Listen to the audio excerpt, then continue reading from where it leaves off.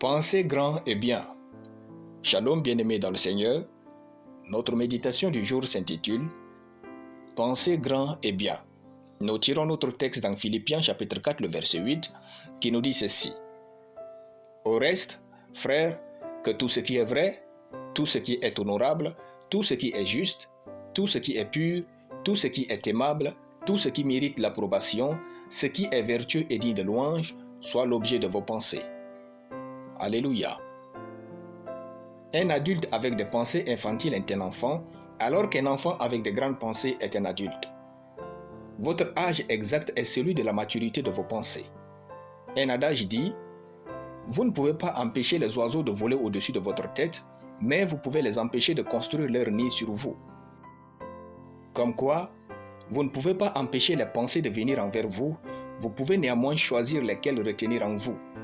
Et la parole dit, au reste, frères, que tout ce qui est vrai, tout ce qui est honorable, tout ce qui est juste, tout ce qui est pur, tout ce qui est aimable, tout ce qui mérite l'approbation, ce qui est vertueux et digne de louange, soit l'objet de vos pensées. Si ce qui retient votre attention pour faire l'objet de vos pensées n'est pas dans cette liste, ouvrez votre bouche et rejetez-le. Puis choisissez ce que vous devez penser. Les riches et les pauvres pensent différemment. Imaginez-vous que Bill Gates pense, ne serait-ce qu'une seconde, que le coût de la vie est cher? Non, c'est une pensée qui ne traverse jamais son esprit. Pourtant, cela est vrai pour les pauvres et les moyens. Bill et les autres riches pensent seulement à comment fructifier leur richesse et devenir plus riches, tandis que les pauvres pensent à comment se maintenir dans les difficultés de la vie. Choisissez vos pensées et pensez à comment devenir riche, meilleur, beau, excellent, performant, intelligent, sage et pur. Dieu a mis quelque chose en nous qui fait que nous devenons exactement ce vers quoi nous nous tournons expressément et quotidiennement. Pensez donc grand et bien, vous devenez vos pensées. Les difficultés et la pauvreté existeront toujours. Jean chapitre 12, le verset 8. Alors pensez grand et à comment vous allez rendre ce monde meilleur. Tournez-vous vers ce que vous aimez et non vers ce que vous n'aimez pas pour essayer de tenir. L'esprit humain ne connaît pas de négation.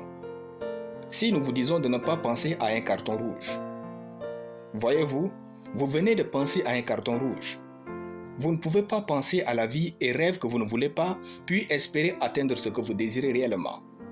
Non, c'est contre-productif et nul.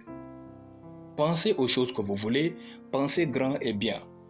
Vos pensées sont la partie invisible de votre vie. Alléluia. Nous allons prier. Merci Père d'amour pour ta parole dans mon esprit. Je déclare que je possède les meilleures pensées qui me rendent meilleur et me font vivre une vie extraordinaire au nom de Jésus. Amen. La lecture biblique en une année, Apocalypse chapitre 14. Soyez bénis, c'était le pain du ciel.